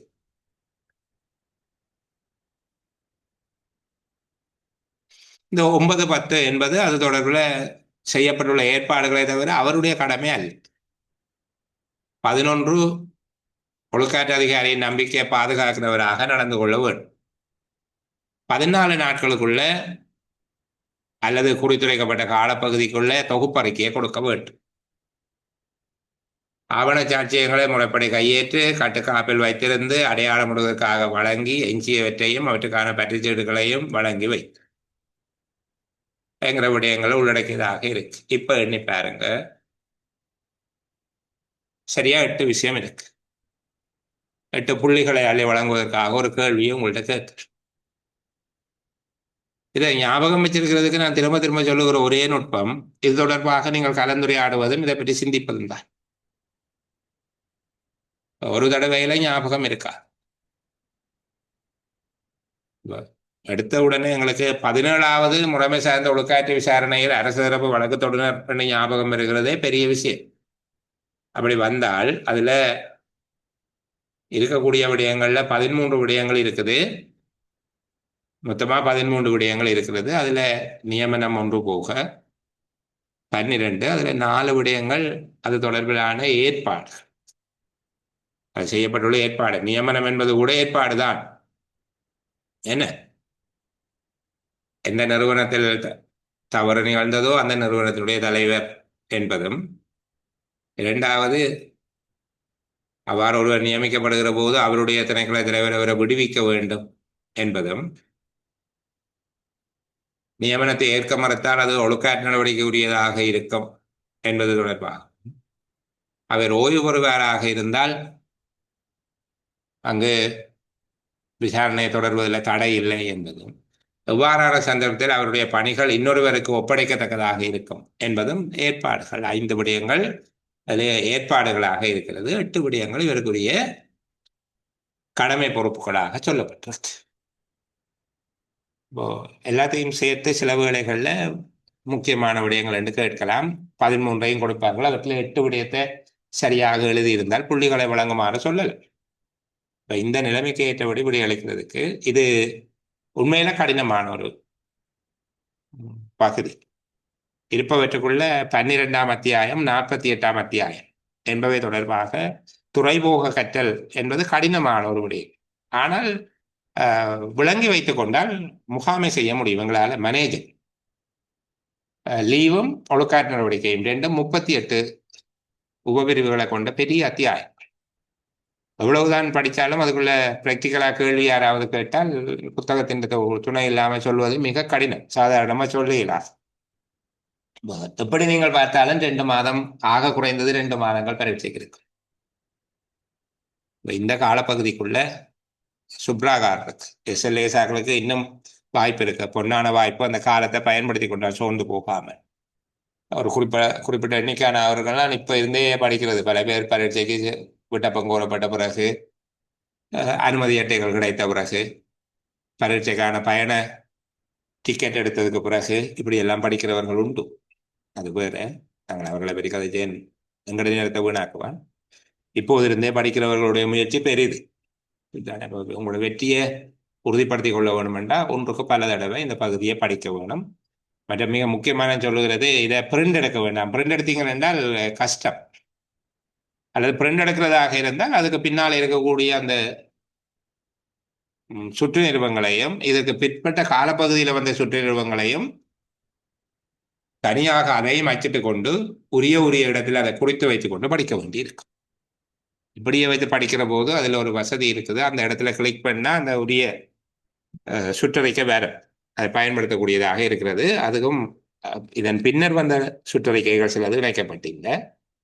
அதிக முக்கியத்துவம் வாய்ந்தவை ஓரிரு சுற்றறிக்கைகள் சில பகுதிகளில் இருக்கு. அதை நான் சொல்லித் தருவேன். மற்றவை இதோடைய இணைக்கப்பட்டிருக்குது. அதை வச்சு பயன்படுத்திக் கொள்ளே. சரி, அப்ப நாங்கள் 2 பெரிய பகுதிகளை கதைச்சிருக்கிறோம்.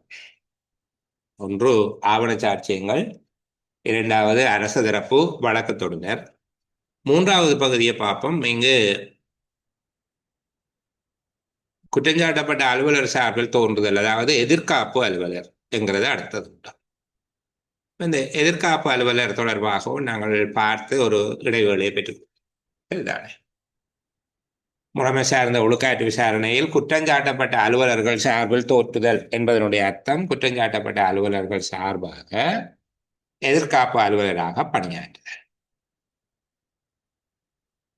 யார் தோற்ற முடியும் என்பது முதலாவது. எதிர்காப்பு அலுவலராக தோற்றக்கூடியவர்கள் யார்? அரச சேவையில் உள்ள அல்லது அரச சேவையிலிருந்து ஓய்வு பெற்றுள்ள நபர் ஒருவரை எதிர்காப்பு அலுவலராக நியமித்துக் கொள்ள முடியும்.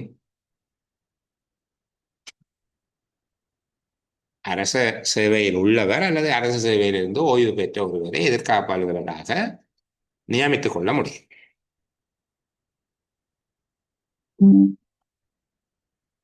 எதிர்காப்பு அலுவலராக சட்டத்தரணி ஒருவரை நியமித்துக் கொள்வதற்காகவும் கோர முடியும். எதிர்காப்பு அலுவலராக சட்டத்தரணி ஒருவரை நியமித்துக் கொள்வதற்கும் குற்றஞ்சாட்டப்பட்டுள்ள அலுவலர் விண்ணப்பத்தை சமர்ப்பிக்க முடியும். குற்றப்பத்திரத்தில் சொல்லப்பட்டிருக்கக்கூடிய குற்றச்சாட்டுக்கள், அவற்றினுடைய சிக்கலான தன்மை அல்லது சட்டம் சார்ந்த தன்மை என்பவற்றை கருத்தில் கொண்டு ஒழுக்காற்று அதிகாரி எதிர்காப்பு அலுவலர் ஒருவராக சட்டத்தரணியை நியமிப்பதற்கு அனுமதி அளிக்கலாம். சில வேளைகளில் இவ்வாறான அலுவலர் ஒருவர் அரச ஊழியரும் சட்டத்தரணியுமாக இருப்பார் எனில் அவரை அரச அலுவலர் என்றுதான் கருத வேண்டும். அப்போது அவரை சட்டத்தரணியாக கருத வேண்டியதில்லை. அவ்வாறாக ஒருவர் இருப்பார் எனில் அவர் அரசு அலுவலராகவும் சட்டத்தரணியாகவும் இருந்தால் அவரை அரசு அலுவலரை சாதாரணமாக கருதி கொள்ள முடியும். சட்டத்தரணி என்கிற விடயத்துக்கு போக தேவை. இவ்வாறானவர்களை ஒழுக்காற்று அதிகாரியினுடைய எழுத்து மூலமான முன் அனுமதியோடு ஒழுக்காற்று விசாரணையின் போது எதிர்காப்பு அலுவலராக தன் சார்பில் நிறுத்துவதற்கு அல்லது நியமித்துக் கொள்வதற்கு குற்றஞ்சாட்டப்பட்ட அலுவலர் உரித்துடையவர். இதற்கான முன் அனுமதியை ஒழுக்காற்று அதிகாரியிடமிருந்து பெற வேண்டும். இந்த பெற எனக்கான எதிர்காப்பு அலுவலராக நியமித்துக் கொள்வதற்கு அனுமதி தாருங்கள் என்ற அனுமதியை பெற்று அவரை நியமித்துக் கொள்ள முடியும். இப்போ இதுக்குள்ள நான் 4 விடயத்தை சொல்லியிருக்கிறேன். ஒழுக்காற்று அதிகாரியினுடைய எழுத்து மூல முன் அனுமதியோடு முறைமை சார்ந்த ஒழுக்காற்று விசாரணையின் போது தனக்காக தன் சார்பில் எதிர்காப்பு அலுவலர் ஒருவரை நியமித்துக் கொள்வதற்கு குற்றஞ்சாட்டப்பட்ட அலுவலர் உரித்துடையவராக இருப்பார். அங்கே நீங்கள் 18(2), 18(3) எல்லாம் எழுத மாட்டீங்க தானே? அப்போ அந்த தகமையை சொல்ல வேணும். தெரிஞ்சால் ஞாபகம் இருந்தால் எழுதுனா குற்றம் இல்லை, ஆனால் அப்படி எழுதுவதற்கான வாய்ப்பு குறையும். அப்போ ஒழுக்காற்று அதிகாரியின் எழுத்து மூல முன் அங்கீகாரத்தோடு முறைமை சார்ந்த ஒழுக்காற்று விசாரணையில் குற்றஞ்சாட்டப்பட்ட நபர் ஒருவர் கீழே குறிப்பிடப்படுகிற தகமைகளை பூர்த்தி செய்துள்ள நபர் ஒருவரை தன்னுடைய சார்பில் எதிர்காப்பு அலுவலராக நியமித்துக் கொள்வதற்கு உரித்துடையவர் ஆவார். இனி அந்த தகமைகளை எழுத போறீங்க. அரசு சேவையில் உள்ள அல்லது அரசு சேவையிலிருந்து ஓய்வு பெற்ற நபர் ஒருவரை எதிர்காப்பு அலுவலராக நியமித்துக் கொள்ள முடியும்.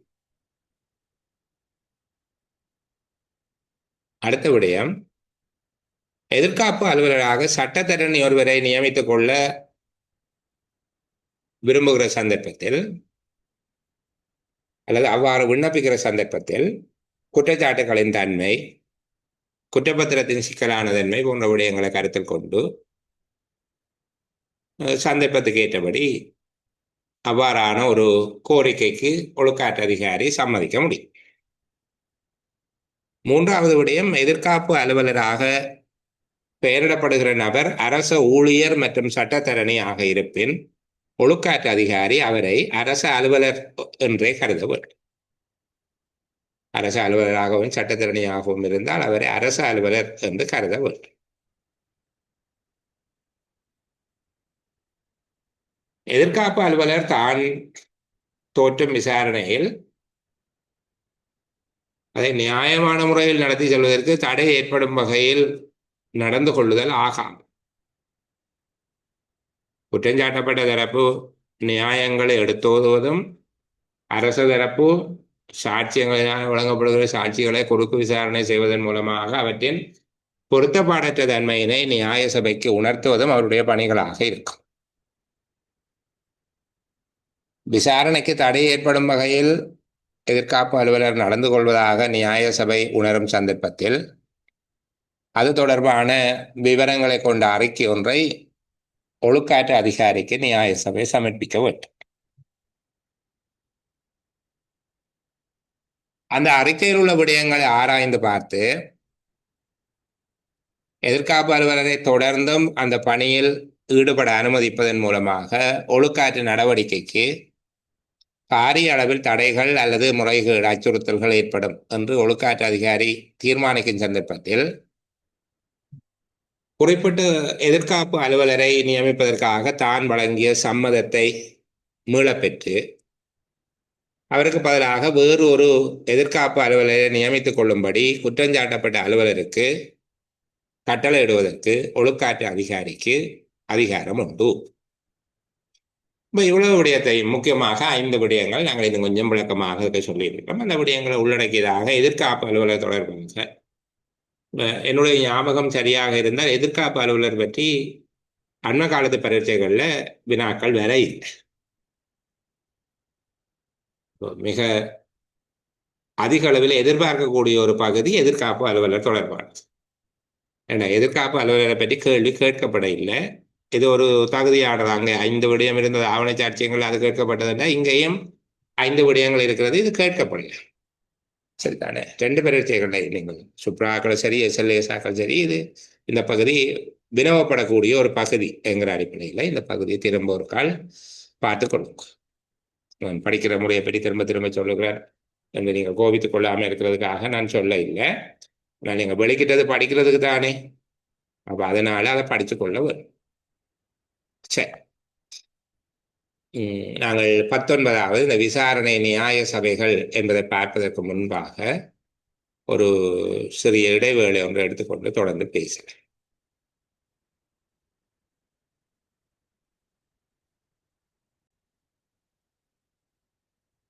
தொடர்ந்து இதனுடைய 19வது பிரிவு விசாரணை நியாய சபைகள் என்பது தொடர்பாக பார்க்கலாம். உண்மையில விசாரணை நியாய சபைகளை ஒரு முழுமையான பெரிய கேள்வி ஒன்றாக கேட்கறதுக்கான வாய்ப்பு குறையும். சரிதானே? இது 14 உபபிரிவுகளை கொண்ட ஒரு பெரிய பகுதி. 14 உபபிரிவுகளையும் நாங்கள் விசாரணை நியாய சபை என்று சொல்லி தலைப்பு போட்டால் 14 உபபிரிவுகள் என்று சொல்லி குறித்து வச்சுக் கொள்ள வேண்டும். இயலுமானால் அந்த 14னுடைய சாராம்சத்தை இன்னொரு பேப்பரில் குறித்து வைத்திருக்கணும். இதில் வச்சிருக்க கூடாது. இதில் வச்சிருந்தா அதை பார்த்து சொல்லுவோம், பிறகு பார்க்காத நேரம் மறந்துடுவோம். 14 விடயம் சொல்ல வேணும் என்று சொல்லி அந்த 14 விடயமும் எங்களால் சொல்ல முடியுதா என்று எங்களை நாங்களே பரீட்சித்து பார்த்து கொள்ளலாம். சரி, முதலாவது இந்த விசாரணை நியாய சபையாக யார் இருக்க வேண்டும் அல்லது எவ்வாறான நபர்கள் இருக்க வேண்டும் என்பதை தீர்மானிப்பது ஒழுக்காற்று அதிகாரி. விசாரணை நியாய சபையாக யார் இருக்க வேண்டும் அல்லது எவ்வாறான நபர்கள் நியமிக்கப்பட வேண்டும் என்பதை தீர்மானிப்பது ஒழுக்காற்று அதிகாரியாக இருப்பார். குற்றஞ்சாட்டப்பட்ட அலுவலர் எதிர்காப்பு அலுவலர் ஒருவராக சட்டத்தரணியை நியமிப்பதற்காக அனுமதி கோருவது போல சில வேளைகளில் நியாய சபையாக ஒரு சட்டத்தரணியை நியமிக்க அப்படின்னு கேட்க. இது சாதாரணாக்களுக்கு இந்த விடயம் விளங்காது, ஒரு சட்டம் படித்தவருக்கு தான் விளங்கும், சட்டத்தரணிக்கு தான் விளங்கும் என்று சொல்லி நியாயமான காரணங்களை அவர் கொண்டிருப்பாராக இருந்தால் அவர் ஒழுக்காற்று அதிகாரிக்கு எழுத்து மூலமாக வேண்டுகோள் விடுக்கலாம். அதை ஆராய்ந்து பார்த்து ஒழுக்காற்று அதிகாரி அவ்வாறான சந்தர்ப்பங்களில் அவர் நியமிக்கலாம் அல்லது நிராகரிக்கலாம். நிராகரித்தால் அது தொடர்பான கோவையில் அதற்கான காரணங்களை தெளிவாக எழுதவும். சரிதானே? இப்போ அதையும் நாங்கள் பார்த்துக்கொள்ள வேண்டும். இங்கேயும் சட்டத்தரணியை நியமிக்கலாம். விசாரணை நியாய சபையாக சட்டத்தரணி ஒருவரை நியமிக்கும்படி குற்றஞ்சாட்டப்பட்டவர் கோரல. அவ்வாறு கோரப்படும் போது அதுக்கு பொருத்தமான தீர்மானம் ஒன்றை 2 பக்கத்து தீர்மானத்தை எடுக்கிறதுக்கு ஒழுக்காற்று அதிகாரிக்கு முடியும். அப்ப முதல்ல யார் விசாரணை நியாய சபையாக இருக்க வேண்டும் என்பது தொடர்பில் தீர்மானிக்கிறது ஒழுக்காற்று அதிகாரியாக இருப்பார். 2வது சட்டத்தரணி ஒருவரை நியமிக்கும்படி குற்றஞ்சாட்டப்பட்டவர் கோரும்போது அந்த விடயத்தில் ஒழுக்காற்று அதிகாரி பொருத்தமான தீர்மானம் எடுப்பார். அது தொடர்பில் ஏற்றுக்கொள்ளலாம் அல்லது மறுதளிக்கலாம். மறுதளித்தால் அதற்குரிய காரணங்களை கோவையில குறிப்பிட்டு வைக்க வேண்டும். 3வது விடயம், இது ஆரம்ப விசாரணையில பொருத்தமற்றதாக இருந்தாலும் இங்கு மிக கட்டாயமாக சொல்லப்பட்டிருக்கு. நியாய சபை உறுப்பினராக நியமிக்கப்படுகிற அலுவலர் குற்றஞ்சாட்டப்பட்ட அலுவலரை விட சிரேஷ்ட பதவி, உயர்ந்த பதவி ஒன்றை வகிப்பவராக அல்லது அத்தகைய பதவியை வகித்தவராக மட்டும் இருக்க வேண்டும். ஆரம்ப விசாரணைக்கு இது கட்டாயமானது அல்ல. இருந்தால் நல்லது, ஆனால் கட்டாயமானது அல்ல. ஆனால் முறைமை சார்ந்த ஒழுக்காற்று விசாரணையில விசாரணை நியாய சபைக்கு நியமிக்கப்படுபவர் குற்றஞ்சாட்டப்பட்டவரை விட உயர்ந்த பதவி ஒன்றில் இருப்பவராக அல்லது இருந்தவராக இருக்கு. சரிதானே? 19/4/19/5 திருத்தப்பட்டிருக்குது 7/2010 சுற்றறிக்கையினால. நான் அதை உங்களுக்கு ஞாபகத்தில் சொல்லிக்கொண்டே போகிறேன். இந்த ஆவணத்தில் நீங்கள் கிளிக் பண்ணி பார்த்துக்கொள்ளே. அரசு சேவையில் உள்ள ஒருவரை நியமிப்பதாக இருந்தால், அரசு சேவையில இருக்கிற ஒரு உத்தியோகத்தரை நியமிப்பதாக இருந்தால் அவர் தன்னுடைய சேவை காலத்தில் ஒருபோதும் 1ஆம் அட்டவணையின் கீழான குற்றம் ஒன்றுக்கு தண்டிக்கப்படாதவராக இருக்க வேண்டும், அல்லது 2ஆம் அட்டவணையின் கீழான குற்றம் ஒன்றுக்கு தண்டிக்கப்பட்டிருப்பாராக இருந்தால் அதன் பின்பு 5 வருடங்கள் திருப்தியான சேவையினை செய்திருக்க வேண்டும். அதன் பின்பு தண்டனை விதிக்கப்பட்ட பின்பு 5 வருடங்கள் திருப்திகரமான சேவையை நிறைவேற்றியவராக இருக்க வேண்டும். இங்கு அரசாங்க சேவையில் இருப்பவரை, தற்போது பதவி வகிக்கிற ஒருவரை நியமிப்பதாக இருந்தால் சம்பந்தப்பட்ட அலுவலர் தன்னுடைய சேவை காலத்தில் தாவன விதிக்கோவையின் 1ஆம் அட்டவணையின் கீழ் குறிப்பிடப்பட்டுள்ள குற்றம் ஒன்றுக்கு எப்போதும் தண்டிக்கப்படாத ஒருவராக இருக்க வேண்டும். 2ஆம் அட்டவணையின் கீழான குற்றம் ஒன்றுக்கு தண்டிக்கப்பட்டிருந்தால் அதன் பின்பு 5 வருட காலம் அவர் திருப்திகரமான சேவையை புரிந்தவராக இருக்க வேண்டும்.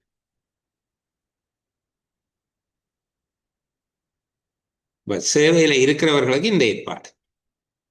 இது தவிர 19(5) பிரிவின் கீழ் அரசாங்க நிர்வாக விடயத்துக்கு பொறுப்பான அமைச்சின் செயலாளர். அரசாங்க நிர்வாக விடயத்துக்கு பொறுப்பான அமைச்சின் செயலர், பப்ளிக் அட்மினிஸ்ட்ரேஷன் செக்ரட்டரி என்று சொல்லலாம். சில நேரம் அது அந்த பொது நிர்வாக அமைச்சு செயலாளர் என்று சொல்ல முடியாது என்றால் அந்த அமைச்சனுடைய பெயர் மாறலாம். அப்போ பொது நிர்வாகம் என்ற விடயத்துக்கு பொறுப்பாக எந்த அமைச்சு இருக்கிறதோ அந்த அமைச்சனுடைய செயலாளர் விசாரணை அலுவலர் குழாம் ஒன்றை நிறுவி ஸ்தாபித்து அதனை சூழ்நிலைக்கு ஏற்றபடி திருத்தி அமைத்து அதனை நடத்தி செல்ல வேண்டும். அவ்வாறு அமைக்கப்படுகிற குழாமிலிருந்து விசாரணை அலுவலர்கள் நியமிக்கப்படாது. அப்படி அந்த குழாமுக்கு நியமிக்கப்படக்கூடியவர்கள் யார் என்று கேட்டால், தங்களுடைய சேவை காலத்தில் ஒருபோதும் 1ஆம் அட்டவணையின் கீழ் வருகின்ற குற்றம் ஒன்றுக்கு தண்டனை பெறாதவர்கள், 2ஆம் அட்டவணையின் கீழ் வருகின்ற குற்றம் ஒன்றுக்கு தண்டனை பெற்றவர்களாயின் அதன் பின்னர் 5 வருட காலங்கள் திருப்திகரமான சேவையை ஆற்றியவர்கள், பதவி நிலை அலுவலர்களாக 10 வருடம் அல்லது அதற்கு மேற்பட்ட காலம் பதவி வகித்தவர்கள் ஆகிய 3 நிபந்தனைகளுக்கு அமைவான அரசாங்க அலுவலர்கள் 1ஆம் அட்டவணையின் கீழ் தண்டிக்கப்படாதவர்களாக இருக்க வேண்டும்.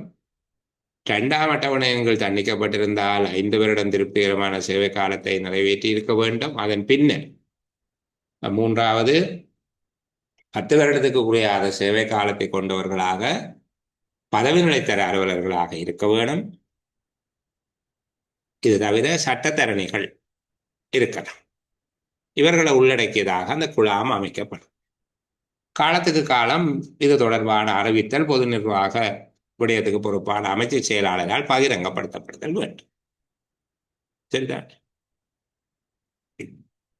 அரசு சேவையிலிருந்து ஓய்வு பெற்ற ஒருவரை அல்லது குறைந்தது 10 வருட காலம் அனுபவம் கொண்ட சட்டத்தரணி ஒருவரை விசாரணை அலுவலராக நியமிப்பதற்கு ஒழுக்காற்று அதிகாரி தீர்மானிப்பாராக இருந்தால் 19(5) பிரிவில் சொல்லப்பட்ட விசாரணை அலுவலர் குழாமில் இருந்துதான் தெரிவு செய்ய வேண்டும். 19(5) சொல்லப்பட்ட விசாரணை அலுவலர் குழாமில் இருந்து அந்த விசாரணை அதிகாரி தெரிவு செய்யப்படுதல் வேண்டும்.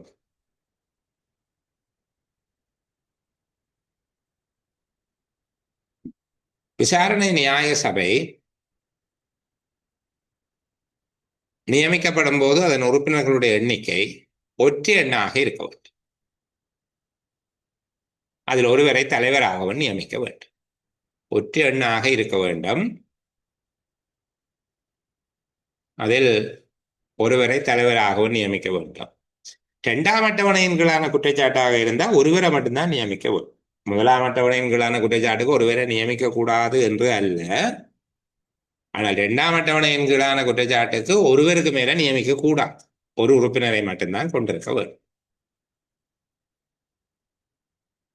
அரசு அலுவலர் ஒருவர் இவ்வாறு நியமிக்கப்படுவாராக இருந்தால், ஒழுக்காற்று அதிகாரியினால் அரசாங்க அலுவலர் ஒருவர் விசாரணை நியாய சபையாக பெயரிடப்பட்டார், அந்த அலுவலருடைய திணைக்கள தலைவர் அவருடைய வளமையான பணிகளில் இருந்து அவரை விடுவிக்க வேண்டும். வளமையான பணிகளில் இருந்து அவரை விடுவிக்க வேண்டும்.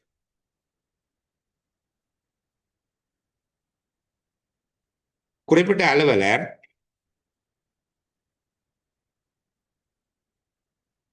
விசாரணை நியாய சபையாக நியமிக்கப்பட்டிருக்கிற போது பாரபட்சமற்ற நேர்மையோடு காலதாமதம் செய்யாமல் வினைத்திறனோடு விசாரணை நடத்தி அந்த அறிக்கையை விரைவாக கொடுக்க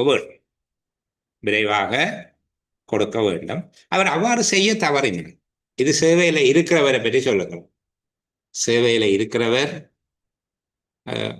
அவ்வாறு நியமிக்கப்படுகிற போது 10(9) உட்பிரிவுக்கு அமைவாக அவர் நியமிக்கப்பட்டிருக்கிற போது என்று சொல்லப்பட்டிருக்கு. அந்த 10(9) நான் உங்களுக்கு காட்டி விடுவேன். சில பேருக்கு அது ஒரு குறையாக இருக்கும். அது என்ன என்று நாங்கள் பார்த்துருவோமே.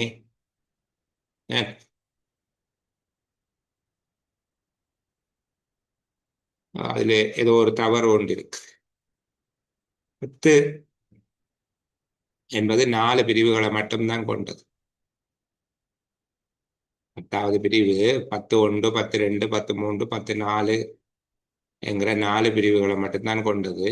என்னுடைய 10(9) பிரிவு என்கிறது இல்லை. அதில் ஏதோ ஒரு குறைபாடு இருக்குது. நான் வேறு மொழி புத்தகத்தில் தேடிட்டு நான் இவ்வளோ நாள் வந்து அந்த பகுதி கவனிக்கப்படாமலே இருந்துட்டது. சரி, பரவாயில்ல.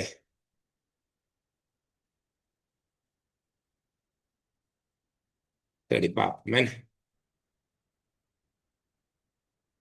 அது அதில் இருக்கிற தவறு என்னென்றால், சரி, 19(9) உட்பிரிவுக்கு அமைவாக 10(9) அல்ல, அந்த பகுதியை நீங்கள் 19(9) உட்பிரிவுக்கு அமைவாக மேலே சொல்லப்பட்டது.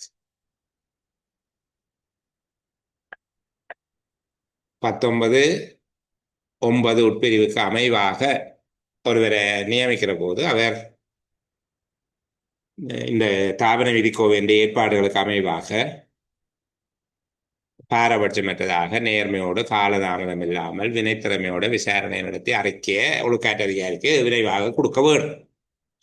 அவர் தவறும் போது அவருக்கு எதிராக ஒழுக்காற்று நடவடிக்கை எடுக்க வேண்டியவர். இதே விடயத்தை திருப்பி அடுத்த கட்டத்துக்குன்னு சொல்லப்படும்.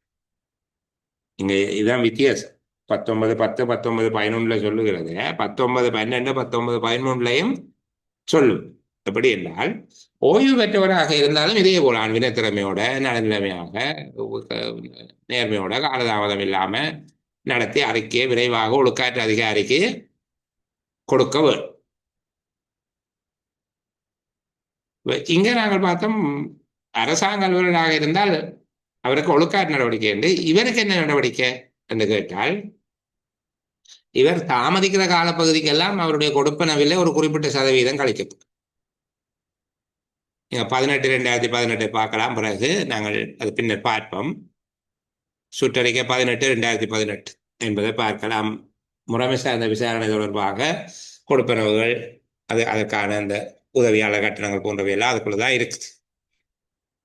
அவர் அந்த காலப்பகுதிக்குள்ள நியாயமான காரணங்கள் இல்லாமல் தாமதம் செய்வாராக இருந்தால் குறிப்பிட்ட சதவீதத்தை குறைப்பதற்கு, அதுபோல அந்த விசாரணை அலுவலர் குழாம் 19(5) பிரிவில் இருந்து விசாரணை அலுவலர் குழாம் அந்த குழாமில் இருந்து அவருடைய பெயரை நீக்கி விடும்படி சிபாரிசு செய்வதற்கு ஒழுக்காற்று அதிகாரிக்கு முடியும். ஒழுக்காற்று அதிகாரி கட்டணத்தை குறைக்கலாம். அதுபோல பொது நிர்வாக விடயத்துக்கு பொறுப்பான அமைச்சு செயலாளருக்கு இவற்றை பேரை அந்த குரூப்ல இருந்து எடுத்து விடுங்கோ, அந்த பேனல்ல இருந்து எடுத்து விடுங்கோ என்று சொல்லி சிபாரிசு செய்ய முடியும். அந்த விடயங்களை ஆராய்ந்து பார்த்து பொருத்தமானதாக இருந்தால் பொது நிர்வாக விடயத்துக்கு பொறுப்பான அமைச்சின் செயலாளர் அவருடைய பெயரை நீக்கியும் விடுவார். அதை நீக்கி விடுவதற்கு அதிகாரம் உண்டு. முக்கியமான பகுதியின் நிறைவு பகுதி, ஒரு விஷயத்தோட சம்பந்தப்பட்ட ஒரு நிகழ்வோடு சம்பந்தப்பட்ட பல நிகழ்வுகள் தொடர்பாக பல ஒழுக்காற்று விசாரணைகள் நடத்தப்படுகிறது என்று வச்சுக்கொண்டா, ஒரு நிகழ்வோடு தொடர்புடைய வெவ்வேறு அலுவலர்களுக்கு வெவ்வேறு ஒழுக்காற்று அதிகாரிகள் இருப்பார்கள். அங்கே வெவ்வேறு ஒழுக்காற்று விசாரணைகள் நடக்கலாம். சரிதானே? இப்போ ஒரு பிரதேச செயலகத்தில் ஒரு பிரச்சனை நடந்திருது என்றால் முகாமைத்துவ சேவை அலுவலர்கள், அபிவிருத்தி உத்தியோகத்தர்கள் இருக்கிற போது அவர்கள் சில வேளையில இணைந்த சேவைகள் பணிப்பாளர் நாயகத்தினால ஒழுக்காற்று நடவடிக்கைக்கு உட்படுத்தப்படுவார். பிரதேச செயலர், உதவி பிரதேச செயலர் போன்றவர்கள் இருப்பார்களாக இருந்தால் சில வேளை பொதுச்சேவை ஆணைக்குழு ஒழுக்காற்று அதிகாரியாக இருக்கும். அப்போ இங்கே ஒரே குற்றத்துக்கு ஒவ்வொரு நபர்களுக்கு ஒவ்வொரு ஒழுக்காற்று அதிகாரிகள் விசாரணையை செய்து கொண்டிருப்பார்கள். அப்போ ஒரு நிகழ்வு அல்லது பல நிகழ்வுகளின் கூட்டு தொடர்பாக நடத்தப்படுகிற ஒன்றோடு ஒன்று தொடர்புடைய ஒரு பரலல் இங்குவாரி போய்கொண்டிருக்குமாக இருந்தால், இதில் ஒன்றுக்கு விசாரணை நியாய சபையாக நியமிக்கப்பட்டால் அவர் மற்றவற்றில் எதிர்காப்பு அலுவலராக அல்லது அரசு தரப்பு வழக்கு தொடர்பாக நியமிக்கப்படக்கூடும். ஒன்றோடு ஒன்று தொடர்புபட்டவற்றில் ஏதேனும் ஒன்றுக்கு நியாய சபையாக நியமிக்கப்பட்டவர் ஏனைய விசாரணைகளில் அரசு தரப்பு வழக்கு தொடர்ந்தராக அல்லது எதிர்காப்பு அலுவலராக நியமிக்கப்படுதல் ஆகாது. சரியா? இப்போ பெரிய கஷ்டமாக எல்லாம் இல்லை. இப்போ முதலாவது யார் இருக்க வேணும் என்பதை தீர்மானிக்கிறது. ஒழுக்காற்று அதிகாரி. அடுத்தது சட்டத்தரணி ஒருவர் அவசியம் என்று குற்றஞ்சாட்டப்பட்டவர் கேட்கும்போது அது தொடர்பாக தீர்மானம் எடுத்துக்கொள்வது. மூன்றாவது, அரசு சேவையில் இருக்கிற ஒருவரை நியமிக்கலாம் அல்லது ஓய்வு பெற்றவர்களையும் சட்டத்தரணிகளையும் நியமிக்கலாம். அரசு சேவையில் இருப்பவராக இருந்தால் அவருக்குரிய தகுதி என்ன? ஓய்வு பெற்றவர் அல்லது சட்டத்தரணியை நியமிப்பதாக இருந்தால் 19(5) அந்த பனல்ல இருந்தால் நியமிக்க வேண்டும். 19(5) பனல்ல யாரெல்லாம் நியமிக்கப்படலாம்? ஒற்றை எண்ணிக்கையாக இருக்க வேண்டும் நியமனம். ஒருவர் தலைவராக இருக்க வேண்டும். 2ஆம் அட்டவணையின் கீழான குற்றமாக இருந்தால் ஒருவர் மட்டும்தான் நியமிக்கப்படுதல் வேண்டும். இவர்கள் சிறப்பாக அந்த விசாரணை செய்து அறிக்கையை கொடுக்கணும் அரசு அலுவலர். அவர் தவறினால் ஒழுக்காற்று தண்டனை விதிக்கலாம். ஓய்வு பெற்றவர்கள் அல்லது சட்டத்தரணிகளாக இருந்தால் அவர்கள் உரிய காலப்பகுதியில் கொடுக்காவிட்டால் அவர்களுடைய கொடுப்பனவை குறைக்கலாம். அந்த பேனல்ல இருந்து 19(5) குழுமத்திலிருந்து அவர்களை நீக்கும்படி சிபாரிசு செய்ய முடியும். பொது நிர்வாகத்துக்கு பொறுப்பான அமைச்சு செயலாளர் அவ்வாறும் செய்யலாம். மற்றது ஒரே நிகழ்வு அல்லது ஒன்றோடொன்று தொடர்புபட்ட நிகழ்வுகள் தொடர்பில் நடைபெறுகிற ஒவ்வொரு ஒழுக்காற்று விசாரணைகள் சார்ந்து ஒன்றின் நியாய சபையாக இருப்பவர் ஏனையவற்றில் எதிர்காப்பு அலுவலராகவோ அல்லது அரச தரப்பு வழக்கத்துடராகவோ பணியாற்றுதல் ஆகாது என்கிற இவ்வளவு விடயங்கள் அதுக்குள்ள பேசப்பட்டிருக்கு. சரிதானே? இப்போ நான் இந்த மாறி போல மழை போல எல்லாவற்றையும் பொழிந்து ஒரு மாதிரி இந்த பிரச்சனையை முடிச்சு விடுவோம் என்று யோசிக்கையில் அடுத்தது ஒரு சிறிய விடயம்தான். ஆனால் மிகுந்த கனதியான விடயங்களை பேசி இருக்கிறதால அன்றைக்கு ஒரு 20 நிமிடங்கள் முன்பாகவே சேலமர்வை நிறைவு செய்கிறார். நாங்கள் அடுத்து வருகிற சேலமர்வில் என்னுடைய தொடர்ச்சியை பேசலை. இப்போ இந்த அளவில் நான் ஒளிப்பதிவு செய்து விடைபெற விரும்புகிறவர்களுக்கு பாய் பாய் குட் நைட் சொல்லுகிறேன். யாரேனும் ஏதேனும் கேட்க இருந்தால் கேட்கலாம். ஆஃப் ரெக்கார்டிங்கில் பேசுவோம். பாய் பாய் குட் நைட்.